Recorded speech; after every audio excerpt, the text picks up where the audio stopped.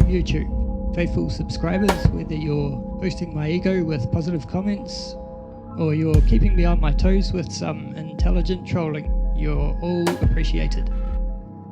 Despite the fact that I've already proved flat out that curvature of the Earth can't be measured,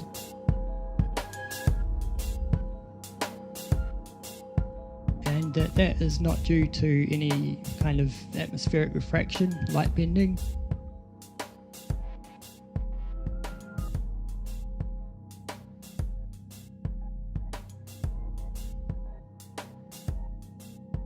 And despite the fact that I've devised a definitive curvature test using multiple reference points to prove that the Earth is flat, I often hear that it can't be proven either way, whether the Earth is round or flat.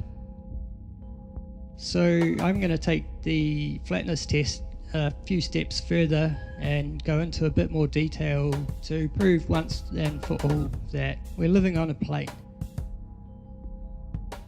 I'm going to stick to using photos of the Kaikoura Ranges in the South Island of New Zealand, taken from Wellington's south coast.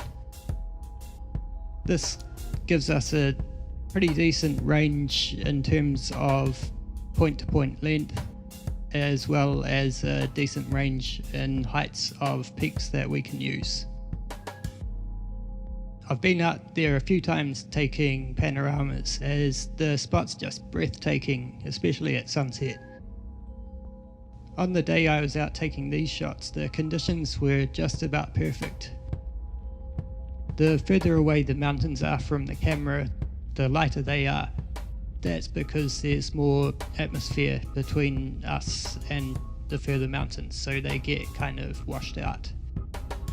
Pretty obvious, but this photo demonstrates it nicely. I'm going to pick out a few prominent peaks and color code them for convenience.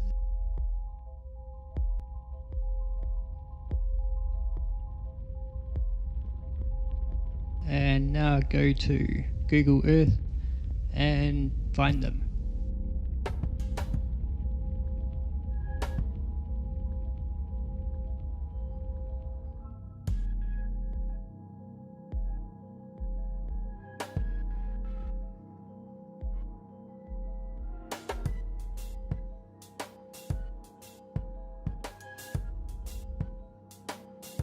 And a few weeks later I've found them. It's pretty hard work, but I'm confident that I have found the right ones.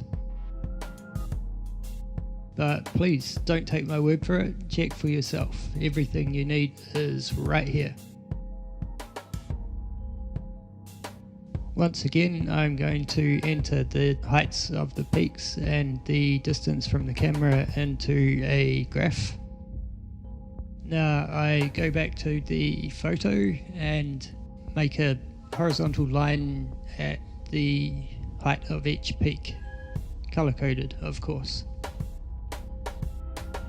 Since the furthest mountain away is also the tallest, I can just cut it at that point, and where that line meets each other point gives us an extrapolation to a 2D view to count for perspective. So hopefully it'll match up to the lines on the photo again. Let's have a look. And once again, pretty much perfect. I'm guessing refraction's not playing much of a part here. I don't think we get a whole lot over the Cook Strait, judging by my experimentation. And what anomalies you can see there, I'm willing to bet would be a result of Google Earth's measurements. We can't expect Google to have accurate data for every nook and cranny in the Kiwi bush. That's some pretty full-on wilderness out there. Now I'm going to do the curvature calculations for each of those peaks and input that into a graph to do a comparison. Let's see how it looks. As I suspected, it's all over the show. Not only does it not match, but some of the lines have crossed over. Any of you ball lovers out there care to explain that to me? I didn't think so. If we get these scales matched up, we can get a rough idea of how it would look if there were any curvature.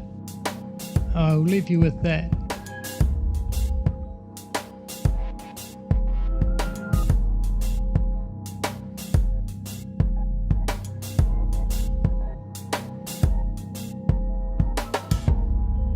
I'd have to say, curvature thoroughly busted.